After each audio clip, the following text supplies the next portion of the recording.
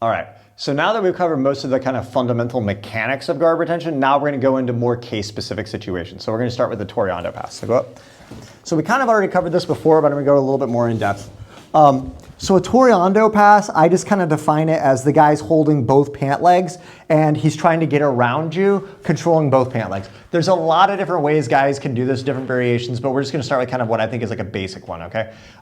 So we're here, he's gonna grab both pant legs. Most important thing, keep the knees tight, right? If I let him start getting my legs out and he's pulling them outward, it's hard to get them back and then he starts coming in, right? So knees tight early. As soon as he grips, if I can just get both feet in the biceps, then he's gonna have to let go to Toreando now because he has to regrip, right? So if you like let go, he's gonna have to regrip. So always have your feet kind of active and difficult. If he just grabs, grab spider, perfect, right?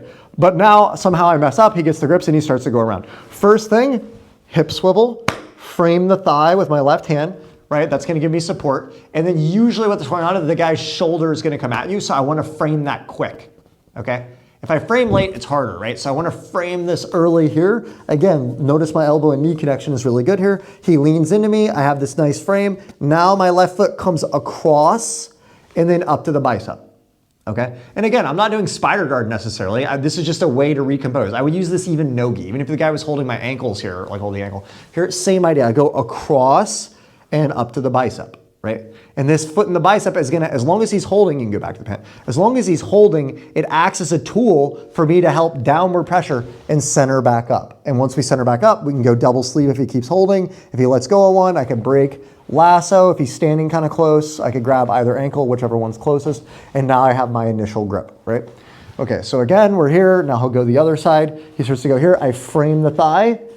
The inside arm is gonna frame his shoulder, bicep, whichever one's closest. My right foot, again, goes across first. If you try, go a little lower on the leg here. Yeah, if you try to go straight to the bicep, it can be hard. So I go across with my foot and then I open it up into the bicep. Now here I can start to downward push. I use that hand frame to help center as well. I'm back to center, try to get a sleeve, break, lasso. If he backs up a little bit and I can't get a grip, sit up, scoot away, and then we grip fight from there. All right, now let's look at defending the one-arm throws. Okay, so the one-arm throw, he's gonna grab both pant legs, right? But now instead of doing a Toreando with two arms, he's gonna let go of one grip and he's gonna throw this leg, right? So this can be a bit different because it creates more of a force turning your hip over, and sometimes it's hard to get to that frame in time, right? So throw the other way actually. Yeah, so sometimes it's hard to get to this frame in time, right? And you just feel, and also his posture's up a bit more often when he does this, so the whole mechanic is a bit different, okay? So we'll just start with you throwing, you'll go this way, right? So yeah. Okay, so when he throws, the first thing I want to do is I do this fast hop over here. Okay, so go back. So when we're here like this and he throws that leg, if I miss this frame, if I have a good frame, go back. Okay, so try to throw now. If I have a good frame, I don't have to worry about much because I can kind of block here and get my foot across, and then I'll use that to recenter. Now I grip break and I'm good. But if you made the mistake and he does get a good throw like this, and it's like, see, I missed that frame, now my hip is turned. Right? So I can't come back and dig this out. So here what I want to focus on instead is if I feel like I do this, and this takes time to get the timing and used to it, is if I feel like my hip is going to get turned, I'm going to kind of do this hop by throwing my right leg up and turn my hip back over here. I have my left arm ready to catch this frame. I don't actually have it super connected right now, but it's because I feel like I know where his leg's at, so I'm gonna try to catch it. If you wanna be really safe, you could stay here, but sometimes being out here, it allows me to get the frame earlier, okay? But again, this is more damage control. I don't want this to happen. So he throws, right, boom. So I go here, and now I do that hip turn. Now this right leg is ready to catch the bicep. I can start framing on the leg here, and then come back to the center. If he keeps holding, I break. If he lets go, I look for a grip. Maybe if he backs up, I sit up and start recomposing from here. Okay, so now you'll throw the other leg. So I'm here like this. So again, I'm here, he throws. Ideally, if I block early, I don't have to do much and I can just kind of center up. But now I missed the initial throw. I have to hop my hip, right? So now I'm here. Because my hip is fully turned in, I actually don't need to frame this so much here. This is just kind of something that happens with the one-arm throw, so go ahead and throw again. Right, is when I turn my hip over like this, I don't need this frame because my hip is so turned here, I don't need this support system, right? And he's on this leg, the way he's angled, he can't turn it back. So now my left foot's gonna go on the bicep here, I push and I recenter up, look for the grip, break, and lasso there. Okay, we'll do that one more time. So he's gonna throw, right? Boom, I block here, push, center up, break, and lasso. And again, like back to like the idea of those original mechanics. Jiu-jitsu is like, a lot of people, they look for these broad principles that connect everything together. That's very difficult in jiu-jitsu because there's so many different factors to consider that you kind of have to have general principles like that for recomposing are really good. It kind of puts a lot of everything together, but there's going to be certain case-specific situations that make things a bit different. So you kind of want to have like a general structure of understanding, but also be a bit lax with certain positions and understanding certain things, right? So ideally, go up one more time. Right, so ideally I need to use this outside frame to keep my hip turned in, right? But in this particular case, he does a throw, right? And I got my hip so turned. The main structure here is I need my hip turned this way. So in this case, I don't have to use this hand frame to turn my hip this way because I'm already turned this way. And the way his grip is angled on this leg, he doesn't have enough drive force to turn me back the other way. And because of that, now this hand can actually be free to help fight, frame more, and do other things, okay? So if you go back to the core principle of I want my hip turned in and I want to center up, then we're still on that track. It's just that we don't have to use this ham frame on the thigh, and we're already turned in, so we're good, okay? So now I can use the hand here, I can use the foot across here to center up like this. I can break past the body, lasso, okay? So that's the basic defense for the two-arm Toreando and the one-arm throw. Those are probably the passes that if you're fighting someone who's pretty new and they don't know what they're doing, but they're still difficult, that's usually what they're doing. They're just trying to throw your legs side to side and get around. So just learning how to properly frame, how to swivel your hip, jump, and use that is gonna help a lot. All right, so now let's look at defending the knee cut pass. Another one of the most common passes you're gonna have to defend is the knee cut pass. So the opponent is gonna come in, he's gonna grab your lapel, he's gonna trap this leg and start to step in. So most important thing in the beginning, we wanna keep our knee above our arm. As soon as this starts to open, it's a very similar idea. The elbow knee space, this gap starts to open. If his knee starts going in here, now he's kind of getting inside that elbow knee space with his knee, right? So at Toreando, go up, he's getting inside of the elbow knee space from the outside by pulling the leg open and entering here. Okay, so that's like what a Toreando is. A knee cut is getting into the elbow knee space by going through with the knee, right? So if I'm out here like this and he goes in with that knee cut, now this becomes really hard. That space has started to open up and he's getting in, right? But if I have my arm under here, now when he goes in, see, he can't really get in. So even though his knee is in, there's no gap here to get into, so I'm okay. So I frame the bicep and the shoulder here, I lasso my heel over, and this is like we did in the grip fighting phase. Now I can grab the sleeve, push, and come back out. But even if I didn't want to go to the lasso or the sleeve, right, I could go here, push, I could just push, go back out. If it was no-gi, that's still a super valid way to recompose. Have my legs moving and start grip fighting and going from here. A lot of these guard retention principles will translate completely fine to no-gi. Obviously all like the collar, sleeve, double sleeve, that won't work no-gi. But this stuff, the guard retention mechanics, that's still the same principles. Okay, so we're here. So again, he comes in on that cut, tight, right? Don't chase with the knee. If you start chasing with the knee, this is gonna drop and now we're gonna end up more in a knee shield. And you can do that, but that's not what we're focusing on right now. Okay, so we're here. So he comes in, arm under the leg, frame the shoulders, heel over first. Now grab the sleeve if you want, right? But you don't grab the sleeve before you lasso because now I may not be able to lasso because he's too close. I frame, heel over, push, leg out. Now I'm in lasso spider and I can start building from there. All right, so let's look at another knee cut variation. So go up. So now, the previous time he came in and had the lapel, entered, so we keep our knees tight, we frame the shoulders, I lasso my heel over, push, get the leg out, and I can go from there. In this case, he's gonna enter for a knee cut, but he's gonna be holding the pant leg.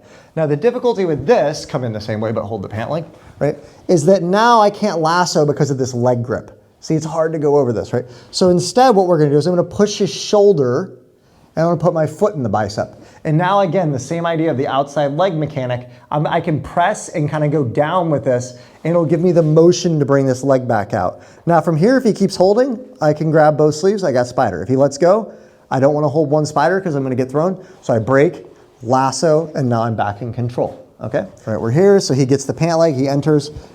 Again, arm under my knee, I'm fine here. I frame the shoulder, foot goes in the bicep. See if he's tighter with this. Okay, I just push away, foot in the bicep. Now I can center up by pushing down and we're here. If he lets go of the grips, okay, we're back into grip fighting. We know what to do from here. All right, so let's look at another common situation with the knee cut, which is you lose the bottom knee tight and you have to use a knee shield. So go up. So in this case, what happens is he enters for the knee cut, and instead of having that elbow knee tight here like this, just somehow we end up losing that, right? So we're gonna end up with this knee shield. If he gets the lapel, I wanna try to shield over top of that lapel grip really hard like this, because it's gonna kind of break his grip and make it really hard for him to frame in, okay? So now I'm gonna go here, even if he has the lapel out here, it's okay, right? So I'm gonna frame with this arm, right? If I can, like we did in the grip fight series, I could try to break this and pull this leg out, and now I have a good position. But sometimes we're here like this, and that's just really hard. So what I'm gonna do is I'm gonna frame hard here. I push with the knee, I push with the collar. I'm gonna go back, I'm gonna come up on my elbow. Okay, this is like when you're really in trouble. This is the best one to get out. So I come up on the elbow, now I can push really hard. I kind of put my weight on my left shin on his thigh, and I can scoot back a lot to get this leg out, and now I can come back and start working from here. So now I'm here, he's got the lapel, okay, I got the shield, I start pushing, I come up on my elbow, I push, and I scoot this back. This kind of position up on the elbow really allows you to scoot back and get that leg out and start coming back down, okay? Okay, so he comes in, maybe his grip's on the outside this time. Right, again, we lost that bottom control position. We're here, I turn my palm down so I can press my palm into his like chin, neck, okay? I go here, I come up. I use the support system of this shin on his thigh here to scoot back, get this leg out, come out, and then now we're back here. If he grabs, I can break. I could go straight to lasso spider, looking all the time for some kind of an initial grip that you can start to build your game off of. All right, so now let's look at dealing with the double underhook pass. In this case, we're here, somehow the guy just gets on both knees and starts to get double underhooks on the legs, okay? So there's a lot of different variations of this. The first thing I try to do is always, as soon as they get double underhooks, usually what they're looking for is to get their arm across, to get a cross lapel grip here, and now they're gonna do some kind of stack pass, go ahead and start stack passing here, where they stack you up and they use that to run around and they finish the pass here, right? So to prevent that, the first thing I always do when I get double unders is I'm gonna get the sleeves, I wanna stiff arm them away, right? And I wanna get really wide with my legs, be very like strong and heavy, like you're actually doing the pass, right? There we go, right? So I'm like this, right? So now I start kind of wiggling away like this and pushing, okay? This makes it really hard because when he wants to switch across like this for the pass, then when I'm pressing like this, when he lets go of the thigh to go for that, it's really hard to reach, okay? So I'm here like this, right? And I start doing this and I'm moving here. Once I stiff arm and I start wiggling away, I want to try to get one leg in front. So the key to getting one leg in front is I want to put my hamstring on his shoulder. Going back real quick, if he's putting a lot of pressure, go ahead and grab like the pants rather. Yeah, if he's putting a lot of pressure on this like this, and he starts trying to really lift me up and stack a lot like this, then I want my legs more wide on the hamstrings, or my hamstrings more wide on his arms like this, because this makes it really hard for him to reach and it makes it harder to lift. So I like this, keep kind of walking into me like you're trying to chase it, right? And I keep kind of doing that anti-stack motion, getting my hips to the floor. You don't need any flexibility for this. In fact, if you're less flexible, usually your hips are heavier. It's easier to break him down here.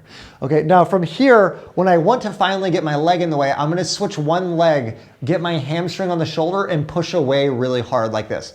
This is gonna create separation and make it easier to either get my heel on the bicep or to throw my foot through here. If I can get my foot through here, he can no longer stack. Now I can just use my shin to push, loop this foot in and start working my way out, right? Cool, so he gets double underhooks here. I start stiff arming, start moving. If I have to go wide, I'll do that. See, I can even kind of press off that. And now I can chill here. It can take a second if I need. I put my hamstring on the shoulder, I push.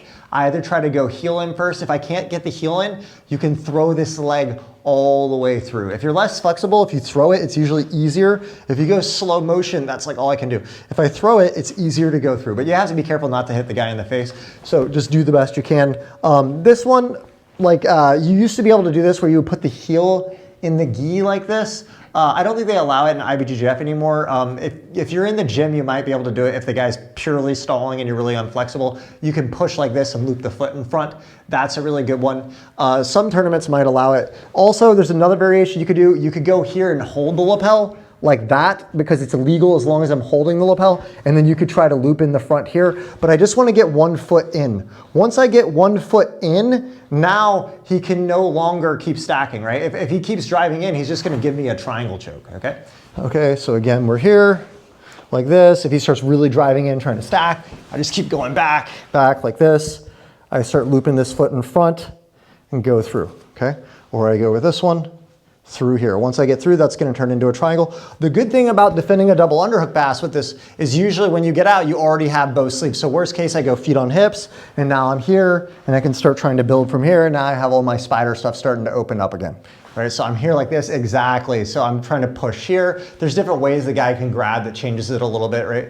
So I'm here, I'm pushing with this. If he starts trying to stack a lot, start trying to stack and stuff, I wanna keep pushing and trying to work my way back. The more he postures up to lift me like this, like here, the easier it's gonna be to loop your foot in. So even though he's trying to flip me here, once I get this foot in, keep trying to flip me up, he can't flip me anymore because this acts as like a bar to prevent me from getting flipped, right? So I go back down. So again, if I'm here and he gets really aggressive on those flips, he can only get aggressive if he postures up. So posture up. As he starts posturing up here, I'm really heavy, so it's hard to flip when my legs are wide. But now when he's up, it's really easy to feed that foot through. So now I got the foot through, now I can go back in. I could go to a triangle maybe, or get the foot on the hip, start working, and now we're back into our offense. All right, so now let's look at a simple option here, which is when the guy gets the lapel across, how to deal with that. So now what's gonna happen, the same pass, right? He's gonna reach his arm across and he gets the lapel. So basically I didn't block it early, okay? So if this happens, it's actually a really easy counter here. I'm just gonna take my left arm and go over his back and grab just the middle of the back here. Put your head down a little bit. Like I just grab like the middle of the back here like this, right? Once I get the middle of the back here, now I'm gonna double grip here. This makes it really hard for him to continue with this pass because he has to kind of posture up to dump me. I'm gonna pull really tight and I'm gonna extend my left hamstring really wide, and that's gonna break his grip. Once I break the grip, I can go back to both sleeves and go back to the exact technique I did in the previous video, right? Same stuff, to start wiggling back, trying to get the foot in front and all of that, right? So, right, he gets the grip. So now he got here. As soon as he gets that grip, I wanna be quick, grab over the back and pull this tight, and then start trying to stack me here, right? This makes it really hard on him to lift. So now I pull tight. When I extend my hamstring here, that's gonna break that grip off the lapel. Once I break the grip off the lapel, I can come back, I get the sleeves, stiff arm, now try to get back to the lapel across. See, he can't. The more he tries, I work back, start sliding and working there, right? It's really hard for the guy to do anything. Once you get both of those sleeves and you stiff arm, again, even if you're not flexible, you can at least freeze the guy there and take your time to think, okay?